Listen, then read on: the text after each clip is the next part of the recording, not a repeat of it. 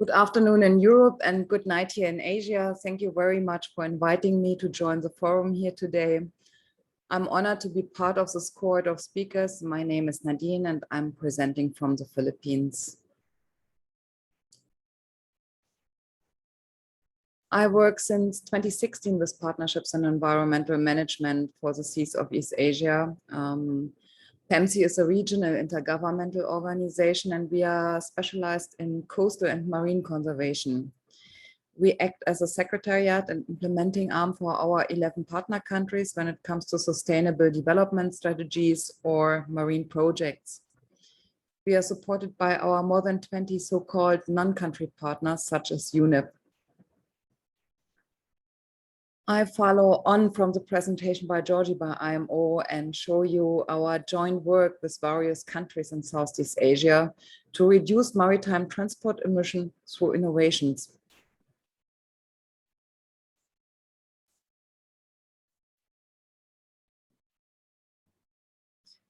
Globally, East and Southeast Asian countries play a significant roles in maritime transport, supporting shipbuilding industry or hosting the world's busiest ports.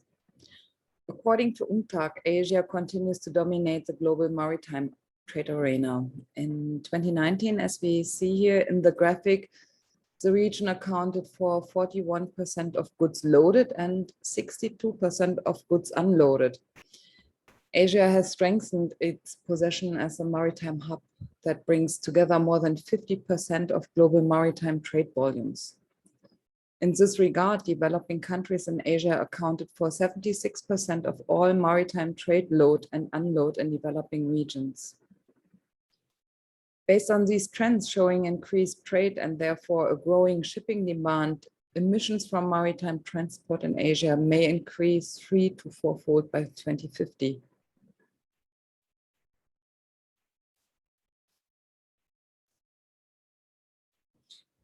East and South Asian countries are already undertaking actions to address greenhouse gas emission and climate change and have committed to such efforts in regional and international agreements such as the ASEAN Transport Strategic Plan, PEMSEA Sustainable Development Strategy for the Seas of East Asia, the initial IMO-GHG strategy or the UN SDGs. Developing countries are seeking funding for their activities, and PEMSEA's regional port training network has developed the idea of reducing emission with a focus on greenhouse gases. There are a lot of ports around the region that are major sources of pollutants. They burn oil and diesel and operate under some pre-alarming conditions. So our Blue Solution concept is a homemade regional project, and together with the IMO team and with National Focus Group, the concept was further developed. I'm very pleased that ICI is supporting our project ideas, and many thanks to Germany.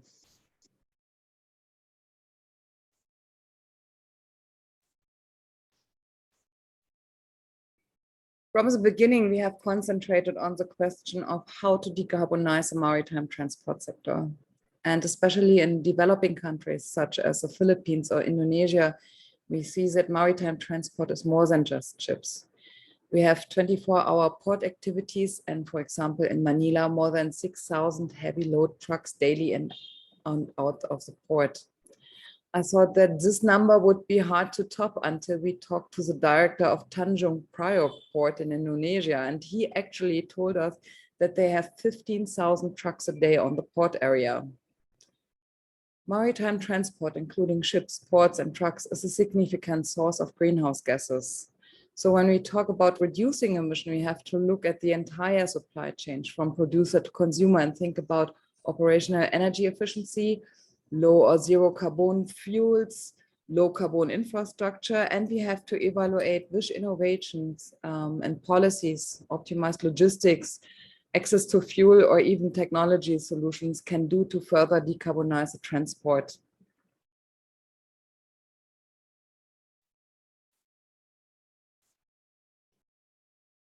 We are currently holding workshops in several countries to draft a fully developed project document and to understand the country's priorities for action. We started with the Philippines, and then we did different workshops in Vietnam and Indonesia, and in 2 days on Wednesday, We have our inception activities in Thailand, and we hope that Malaysia will overtake all of them at the end. With these country partners, we want to identify demonstration pilot projects to reduce greenhouse gas emissions. And Cambodia will participate in the emission baseline activities, and we have already had promising discussions with China, Singapore, Japan, Korea, and Germany to accompany our activities and to define decarbonization instruments as knowledge partners. If the International Climate Initiative is satisfied with our fully developed project document, we can expect a funding of 15 million euro over a period of 5 years. Implementing partners are IMO and PEMSEA, and IMO is in the lead. As already stated, the identification of demonstration pilot is the core of our current activities in the preparation phase. We certainly talk about the impact of speed optimization, hull treatment, shore-based power supply, smart ports, and smart communication. We discuss technology innovations and also look at the future of fuels. Here you can see some inspiration, and there are already more concrete ideas from partner countries. So let's have a look to Vietnam. It's pretty impressive. Vietnam has a total of 80,000 kilometers of inland waterways, more than half of which are navigable. Ships cause fewer emissions than trucks, and heavy cargo vehicles account for less than 10% of all road vehicles in Asia, but contribute more than 50% of the transport sector's CO2 emission. And there are now discussions to shift part of the freight road transport to the waterways. And to further enhance greenhouse gas savings, we are considering a battery-powered river vessel.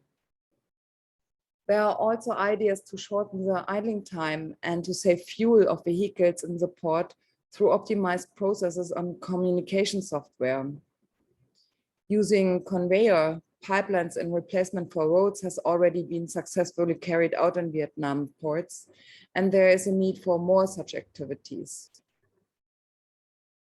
The new deep sea container terminal in North Vietnam, the Hai Phong International, tries to get widely carbon-free in the expansion until 2024 and is open to emission reduction concept, also as a pioneer.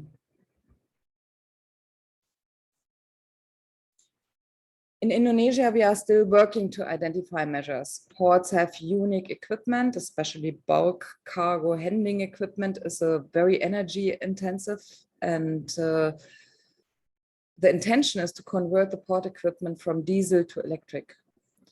But also the installation of a renewable energy microgrid or battery energy storage system are under review. The port management of Tanjung Priok port developed a 6-point plan, of which some measures have already been implemented, such as a shore power connection and the emission control from trucks at the gate of 15,000 trucks. The Philippine transport sector is the second biggest contributor to the country's greenhouse gas emission. There is a very exciting partnership construction with regard to the promotion of maritime innovations. Marine universities, the Marina and the Department of Science and Technology are working together on prototypes to reduce greenhouse gas emissions in the maritime sector. I've brought along a successful example, which was published last week. It is a construction of a hybrid trimaran powered by both a traditional motor and wave energy. And the multi-hull boat is expected to move more efficiently on the sea, cut average travel times by half, and have a lower carbon footprint. From the same scientific innovation source also comes a tuna fishing vessel that is refitted with a sail to document the savings, the fuel savings through the use of wind. And we already know from another ICI project in the Pacific that changing the ship design and using a sail can already save 80% of greenhouse gas emissions. We also need to talk about challenges, and I think renewable energy is a big challenge. The climate problem is actually an energy problem. We mainly burn the fossil fuels to produce energy. Ports are intense energy users, and the switch to electric vessels and electric port equipment alone is not enough to reach a CO2-free energy balance. It also needs electricity only from renewable sources. I've brought a graphic from the ASEAN Center for Energy, which I think shows that green energy, in this case, the solar, will continue to be a challenge for ASEAN member states in the coming years. Although green energy has become cheaper, the Philippines still plan the expansion of coal power generation. We see here that solar installation is stagnating at a low level. In contrast, the progress in Vietnam is certainly impressive, driven by a set of tariff and incentive schemes. It shows that energy transition towards green energy is feasible in ASEAN with the right policies in place. But still, the most effective way to start cutting carbon emission is to restore the massive imbalance between the cost of fossil fuels and clean energy. I think also very big challenge, especially for developing countries, is the future of fuels. Currently, there is no alternative fuel that reduces greenhouse gas emissions and is ready to replace traditional marine fuels. Many countries in Asia and also companies have set themselves ambitious emission reduction targets, but it needs low or zero carbon fuels to meet these targets. The shipping industry is working towards a sustainable future, and we already have some good examples or projects in shipping that are trying out alternative fuel solutions. Frontrunners or most famous and promising fuel alternatives are ammonia, hydrogen, methanol, biofuels, or LNG, and maybe also nuclear. LNG works for existing regulation on local pollutants, but it is not a clear low GHG fuel.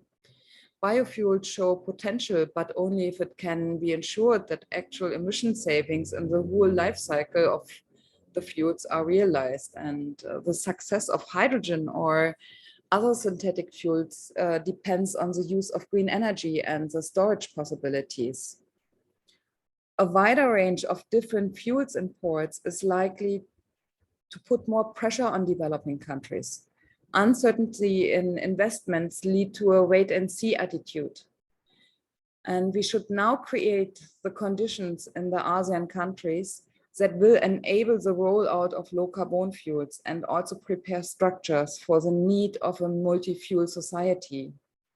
In addition, the price gap between traditional and low and zero carbon fuels must be closed.